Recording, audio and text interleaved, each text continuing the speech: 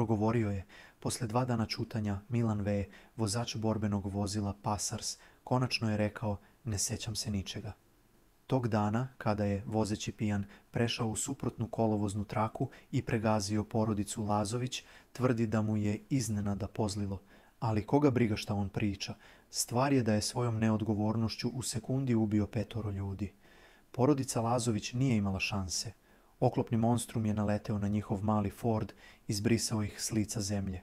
Otac Daniel, 33 godine, 3 dece Anđela, 9 godina, Marko, 7 godina i Miloš, 4 godine i njihova komšinica Dijana, 27 godina. Svi su bili mrtvi na licu mesta. A Milan? Ništa ne znam. Da li stvarno? Priveden odmah. Odlučio je da ćuti. Svi su čekali da čuju šta ima da kaže, ali nije ispustio ni reč, sve do tužilaštva. I tamo, kao posljednji pokušaj da se izvuče, izjavljuje: ne sećam se.